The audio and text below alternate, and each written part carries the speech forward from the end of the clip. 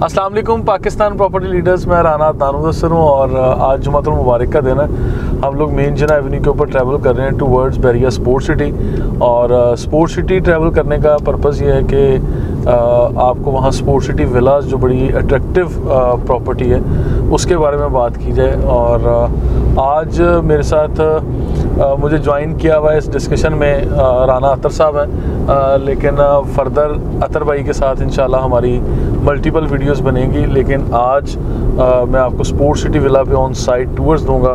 अतर भाई से मैं रिक्वेस्ट करूंगा कि हमें कोई ऐसे विलास जहां पे हमारे रेजिडेंट्स ऑलरेडी रिहाइश कर चुके हैं उनका इंटरव्यू भी किया जाए, उनको वहां के जो मेंटेनेंस चार्जेस बढ़े हैं या जो लाइफस्टाइल है उसके बारे में, सेफ्टी, सिक्योरिटी और हर तरह की इस तरह से बात कर लें और इन चीज़ों को हम आप तक कन्वे करें। लिहाजा ये बड़ी अच्छी ड्राइव है इस वक्त जो हम लोग जा रहे हैं। बड़ा खूबसूरत मेन जिना एवेन्यू और पाकिस्तान का सबसे चौड़ा रोड ये कहलाता है, क्योंकि पाकिस्तान में जितनी मोटरवेज़ बनी हुई हैं या हाईवेज़ हैं उस पर भी ये 5 लेन रोड नहीं है कि 5 गाड़ियाँ सेम टाइम में एक तरफ ये चल सकें, इस तरह से नहीं है। बहरहाल बड़ा ज़बरदस्त वेल मेंटेन्ड ये रोड है और इसके राइट लेफ़्ट पे मुख्तलिफ मनाजिर आपको खूबसूरत नज़र आते जाएंगे।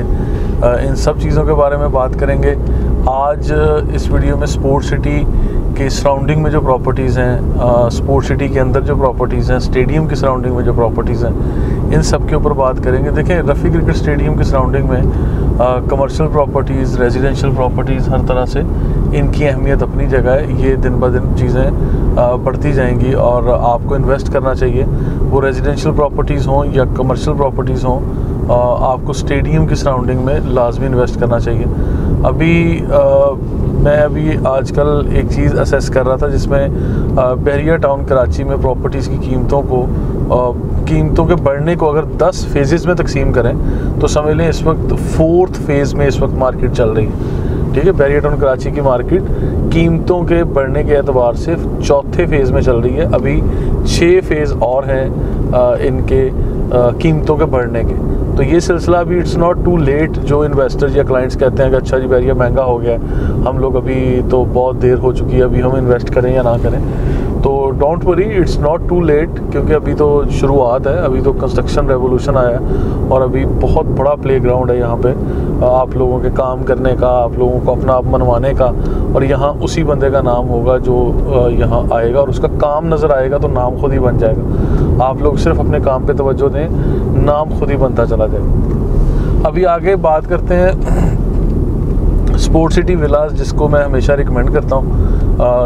स्टेडियम के करीब और स्पोर्ट सिटी के ऊपर मैं ये सारी बात कर रहा हूँ आज कि स्पोर्ट सिटी विलास इस वक्त मिस करने वाली चीज़ नहीं है। आज अगर 2 करोड़ 70 लाख से 2 करोड़ 80-90 लाख या 3 करोड़ तक की कीमतों में आपको यहाँ घर मिल जाता है और वो टाइम दूर नहीं है जब यहाँ 6-6.5 करोड़ का रेट होगा। सिर्फ रफ़ी क्रिकेट स्टेडियम में PSL होने की देर है और इसके सराउंडिंग में जो रफ़ी स्टेडियम कमर्शियल के नाम से जो एरिया लॉन्च किया गया वहाँ पे जस्ट अपार्टमेंट्स बनने की देर है। वहाँ पे मॉल एंड रेजिडेंसी का कॉन्सेप्ट आने की देर है और वो भी ये DX मैनेजमेंट वाले बहुत जल्द इंशाल्लाह वहाँ पे प्रोजेक्ट दे रहे हैं। क्योंकि अभी सैफ भाई से हमारी डिस्कशन हो रही थी, उसमें हम लोग प्लान कर रहे हैं कि स्टेडियम कमर्शियल में कोई 2-4 प्लॉट्स ले लें, कमर्शियल जो बड़े प्लॉट्स हों, और उसी में हम लोग फर्दर ये आने वाला प्रोजेक्ट वहाँ करें। क्योंकि अभी गुज़िश्ता दिनों हम लोगों ने एक प्रोजेक्ट लॉन्च किया ग्रैंड मस्जिद को फेस करता हुआ मिडवे कमर्शियल 2 के अंदर। वो भी DX को क्रेडिट जाता है, मैं समझता हूँ इस्लाम स्टेट वालों को जाता है, सैफ भाई को क्रेडिट जाता है कि उन्होंने बहुत खूबसूरत लोकेशन का इंतखाब किया और ऐसी प्राइम लोकेशन जो कि बहरिया टाउन में बहुत सारी प्राइम लोकेशंस हैं लेकिन ऐसी कम ही मिलती हैं। और ये चीज़ मैं दावे से कहता हूँ कि आइंदा भी जो हम लोग प्रोजेक्ट आपको ऑफ़र करेंगे वो ऐसी ही प्राइम लोकेशन वाले प्रोजेक्ट होंगे जो हम आप तक पहुंचाते रहेंगे, जिसकी हम लोग हमेशा आपसे बात करेंगे और बुकिंग के लिए ऑफ़र करेंगे। अभी कमर्शियल हब्स बहुत सारे हैं जो आना बाकी हैं, जिसमें मैं डांसिंग फाउंटेन की बात करता हूँ। जिन लोगों ने दुबई में डांसिंग फाउंटेन वाला शो देखा हुआ है, लाइट वर्क देखा हुआ है, हाई राइज बिल्डिंग देखी हुई है और आपके अपार्टमेंट से जब लाइट वर्क या ये सारा फाउंटेन वाला सीन नज़र आता है तो वहाँ पे कितना खूबसूरत मंजर बनता है। जिन लोगों ने वो देखा हुआ उस एक्सपोजर के साथ यहाँ पे लोग इन्वेस्ट करेंगे। फिर रफ़ी क्रिकेट स्टेडियम का इस तरह से कमर्शियल आएगा कि स्टेडियम की देखें पूरे पाकिस्तान में कहीं भी स्टेडियम है। अब मैं हमेशा बात करता हूँ, मेरा ताल्लुक पाकिस्तान के छोटे से शहर बूरेवाला से है। बूरेवाला में स्टेडियम की सराउंडिंग में सस्ती प्रॉपर्टी मेरे शहर में नहीं मिलती। तो फैसलाबाद, सियालकोट, गोजरा, कराची, हैदराबाद, लाहौर, कहीं भी पूरे पाकिस्तान के किसी भी शहर में जहाँ जहाँ स्टेडियम है उसकी सराउंडिंग में सस्ती प्रॉपर्टी का कोई सवाल पैदा नहीं होता। तो लिहाजा मैं ये कह सकता हूँ इन सारी चीज़ों को मद्देनज़र रखते हुए कि रफ़ी क्रिकेट स्टेडियम जब आबाद हो रहा होगा, जब पूरा एक्टिव होगा, यहाँ पे PSL होगा, तो क्या मुश्किल है बैरियर टाउन के लिए वहाँ पे PSL करवाना, जब बहुत बड़े बड़े प्रोजेक्ट्स को कामयाब किया है अल्हम्दुलिल्लाह। ये देखिए बहुत दुनिया प्रोजेक्ट्स बनाती है, आबाद कौन करता है बैरियर टाउन, ठीक है। मलिक साहब को आबाद करना आता है, रौनक लगानी आती है। तो ये लोग जब यहाँ PSL करवाएंगे तो आप खुद सोचें कीमतें कहाँ जाएंगी। अभी गोल्फ सिटी के अंदर बहुत सारा कमर्शियल बाकी है जहाँ पे हाई राइज बिल्डिंग्स बननी है, ठीक है। और उसके बाद अल अबरार स्क्वायर पे बहुत बड़ा कमर्शियल आएगा। आईफल टावर का कमर्शियल तो आप लोग मिस कर गए, वो तो आप लोगों ने याद ही नहीं किया। आईफल टावर के इर्द गिर्द जिस तरह बैरियर टाउन लाहौर में और बैरियर टाउन रावलपिंडी में ये बने हुए हैं बिल्डिंग्स, 5 या 8 स्टोरी बिल्डिंग बनी है और अपार्टमेंट्स या शॉप्स या रेस्टोरेंट्स वगैरह आएंगे। तो मैं समझता हूँ बैरियर टाउन कराची में सबसे खूबसूरत लोकेशन की जो आपको रेस्टोरेंट्स नज़र आएंगे वो आईफल टावर के सराउंडिंग में नज़र आएंगे, ठीक है। एक किस्म की फूड स्ट्रीट वो बनेगी। और फिर इसी तरह बैरियर ग्रीन जो आजकल सबसे सस्ता प्लॉट है और लो कॉस्ट एशिया की सबसे बड़ी स्कीम कहला रही है, जिसमें नया पाकिस्तान स्कीम भी आ गई है, HBL टावर्स भी आ रहे हैं और ये सारी चीज़ें। तो वहाँ पे भी बहुत बड़ा कमर्शियल, जिस तरह से ओल्ड कमर्शियल और मिडवे कमर्शियल है, इसी तरह का पूरा कमर्शियल पैकेज वहाँ पर रिपीट किया जाएगा। तो बहुत बड़ा एरिया इंशाल्लाह, बहुत ज़्यादा काम होगा वहाँ पे। बैरियर टाउन मैनेजमेंट बहुत सारी चीज़ें आप लोगों के लिए प्लान कर रही है। तो बहरहाल अभी मैं फिर कहता हूँ शुरुआत है गेम, ये गेम चेंजर सोसाइटी है। ये बिल्कुल कराची शहर के ट्रेंड्स को चेंज करके रख देगी।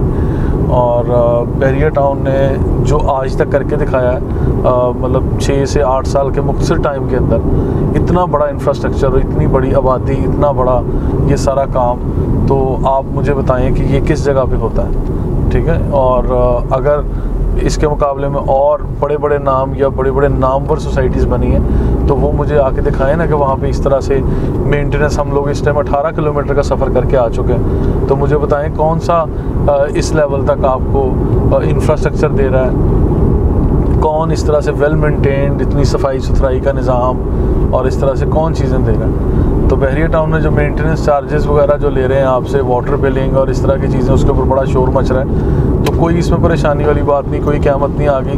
पूरे पाकिस्तान में सारी सोसाइटीज़ लेती हैं, ठीक है। पानी तो कोयटा में भी आपको पे करके ले रहे होते हैं, टैंकर और बाउजर्स आप मंगवा रहे हैं तो पे कर रहे हैं ना। यहाँ कराची शहर में भी इसी तरह है। तो अगर बैरियर टाउन वाले ले रहे हैं तो कोई इसमें परेशानी वाली बात नहीं है। सफाई सुथराई ये म्यार तो देखें आप पूरी दुनिया में अगर अच्छा लाइफस्टाइल आप लोगों ने लेना है और उसके लिए पे भी करना पड़ेगा, ये माइंड में रख के आएँ तो आपको कोई तकलीफ़ नहीं होगी। ये जो आर्जी तौर पे लोग खड़े होकर प्रोटेस्ट और ये वो, ठीक है, पीसफुल प्रोटेस्ट करना हर किसी का बुनियादी हक है, सारी सिविलाइज सोसाइटी में ऐसा ही होता है। तो मैं इस चीज़ का इनकारी नहीं हूँ, लेकिन एक्सेप्टेबिलिटी का फैक्टर हमारी कौम में नहीं है। बस मुझे इस चीज़ का फुकदान नज़र आता है। मैं हमेशा कहता हूँ कि देखें बैरियर टाउन ने जहाँ गलत किया वो ये कि ये कोई 100% या 200% बढ़ा दिया और यकदम बढ़ा दिया, वन शॉट बढ़ा दिया। ये मेरा बैरियर टाउन से इख्तलाफ है, ये बैरियर टाउन पे एतराज़ है। लेकिन मेंटेनेंस चार्जेस बढ़ाने पे मेरा कोई एतराज़ नहीं है, क्योंकि पूरी दुनिया में एक पैटर्न इस्तेमाल होता है कि कहीं भी अगर आपने पैसे बढ़ाने हैं, सालाना 10% 15% इंक्रीमेंट लगा के आहिस्ता आहिस्ता बढ़ाए जाते हैं। यहाँ पे पानी का बिल अगर नहीं लिया तो पूरे 5-6 साल नहीं लिया। मैं पिछले 5-6 साल से बैरियर टाउन का रिहायशी हूँ, एक दिन भी इन्होंने पानी का बिल नहीं लिया। आज पानी का बिल अचानक से ये लोग चार्ज कर रहे हैं तो हमें बुरे लगना शुरू हो गए, ठीक है। जबकि इन बैरियर टाउन मैनेजमेंट को भी अगर आप लोग देखें तो इनको भी तो देखें, ज़रूरत है ना इन चीज़ों को फुलफ़िल करने की। और ये चीज़ आप जहन में रखें कि बैरियर टाउन है, बिल्कुल बड़ा ज़बरदस्त और आलीशान है, लेकिन बैरियर टाउन में भी यहाँ पे फ्यूचर में जो चैलेंजेस होंगे उनमें यहाँ पार्किंग के इशू का एक बहुत बड़ा चैलेंज होगा बैरियर टाउन के लिए। पानी का बहुत बड़ा चैलेंज होगा। लेकिन चैलेंजेस को जब तक फुलफ़िल नहीं किया जाएगा, रिक्वायरमेंट्स को पूरा नहीं किया जाएगा और उन चीज़ों के लिए आपको प्रोवाइड नहीं की जाएंगी, तो फिर आप और मैं ही वो होंगे जो बैरियर टाउन के ख़िलाफ़ बात करना शुरू कर देंगे। अभी जब इस तरह से आप बात कर रहे हैं कि यहाँ पे आप एक फैसिलिटी इंजॉय कर रहे हैं और उस फैसिलिटी के अगेंस्ट आप पे नहीं करना चाहते, तो इस पे आप गलत हैं, इस पे बैरियर टाउन गलत नहीं है, ठीक है। तो बहरहाल जहाँ रीज़नेबल चीज़ें बनती हैं वहाँ पे हमें बात करनी चाहिए, और जहाँ गैर मुनासिब रवैया बैरियर टाउन की तरफ से आता है वहाँ हम लोग बिल्कुल ओपनली कहते हैं कि बैरियर टाउन ने मुतासिरीन जो है 23A के विला वालों के साथ बहुत बड़ा जुल्म किया। वो बिल्कुल जुल्म किया, हम लोग कहते हैं। स्पोर्ट्स सिटी में बैरियर पैराडाइज़ में प्लॉट्स को उठा के कैंसिल कर दिया, मर्ज करने के लिए कह दिया कि चलें जी बाउंड्री वॉल यहाँ नहीं यहाँ है। तो जब शुरू में आप प्लॉट बेच रहे होते हैं उस वक्त आपको नहीं पता होता कि ये चीज़ें आपके पास नहीं हैं, आप ऐसे ही बुकिंग करना शुरू कर देते हैं। तो ये सारी चीज़ें साथ साथ हैं।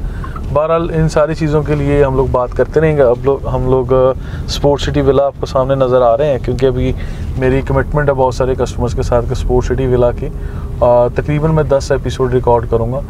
सारी आज नहीं हो सकेंगी ऑब्वियसली, मूसा कैमरा के साथ मेरे साथ है, लेकिन हम लोग डिफरेंट चंक्स में डिफरेंट टाइम्स में करेंगे, क्योंकि स्पोर्ट्स सिटी विला की बहुत सारी रिक्वायरमेंट है। बहुत सारे लोग मुझे लिख रहे हैं, कॉल कर रहे हैं कि हम हर स्ट्रीट को कवर करें, because they want to know the current status of current village के स्पोर्ट्स सिटी में इस वक्त किस तरह से सिचुएशन चल रही है। फर्दर इन्फॉर्मेशन और वीडियोज़ के लिए देखते रहिए Pakistan property leaders. Thank you so much.